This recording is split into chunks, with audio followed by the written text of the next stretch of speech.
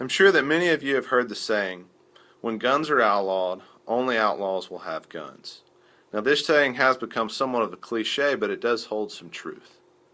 The issue at hand is whether or not Americans should be able to own and buy guns so freely. There are many gun control advocates out there that think cracking down on laws and limitations will somehow keep guns out of the hands of criminals. People think that a lack of guns will reduce crime, but it will not. Today I will help you see where gun control advocates have gone wrong and explain why laws in place need to remain unchanged. The opposing position is to get guns off the streets by making them less readily available, therefore making it harder for wrong people to commit wrong things. Gun control advocates are trying to get guns off the streets and out of our hands in order to reduce crime. An article in the Congressional Digest said that anti-gun rights enthusiasts believe that the Second Amendment is now obsolete because of the presence of professional police forces. Proponents of firearm restrictions also believe that the Second Amendment was intended solely to guard against suppression of state militias by the federal government and is therefore restricted in scope by that intent. Thirdly, they believe that the Second Amendment does not guarantee a right that is absolute, but one that can be limited by reasonable requirements. Reducing violent crime is of course something that all of us Americans can get behind, but is more restrictive gun laws really the way to solve that problem? People who support more gun law restrictions are often very emotional and very passionate about their cause, but I feel that they fail to grasp the true importance of the Second Amendment and as it applies to our freedoms in this great country. The framers of the Constitution believed that people have the God-given right to defend themselves and their families against criminals and the threat of a tyrannical government.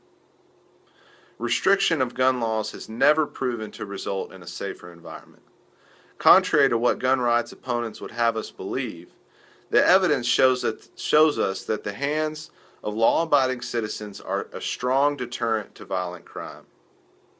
For example, an interview with author John Lott, who wrote More Guns, Less Crime, showed that every year concealed handgun laws are in effect, murder rates decline by 3%, rape by 2%, and robberies by over 2%. Is the idea that less guns equals less crime really even a reasonable thought considering the world as we know it today in America? Ultimately, gun rights opponents believe that less guns will lead to less violent crime. However, we need to remember that these sorts of ideas need to be based more on hard evidence and less on emotional appeals and speculations. The hard evidence in rural Texas counties is that the distance between law enforcement agencies and citizens under duress is often a great distance. The rights of these citizens and all citizens to defend themselves must not be infringed. Taylor County, Texas covers an area of 919 square miles. This is a large area for a relatively small number of sheriff's deputies and policemen to cover. There is no possible way for them to completely cover an area this large. Therefore, the right to a law-abiding citizen is to keep and bear arms and defend themselves and their families. This must not be infringed. In conclusion, this topic is admittedly one in which emotions run very high on both sides. And ironically, people on both sides of the issue actually seem to desire the same goal.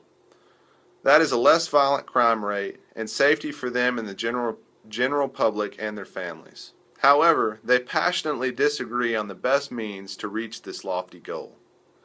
Perhaps in the future someone will come up with a safer solution to violent crime. But for now, it is clear that allowing responsible, law-abiding citizens to arm themselves is a viable deterrent to crime. The courts in America have ruled that the Second Amendment to the American Constitution does indeed guarantee American citizens the right to keep and bear arms. Many Americans agree Americans agree with Charlotte Heston's famous quote in the speech to the National Rifle Association in May of 2000, in which he stated that the government could only take away his guns when they, quote-unquote, pry them from his cold, dead hands. Most of us just want to live in a safe, peaceful environment. But until criminals adopt a similar line of thought, I'm glad the Constitution guarantees me the right to defend myself and my family. Thank you.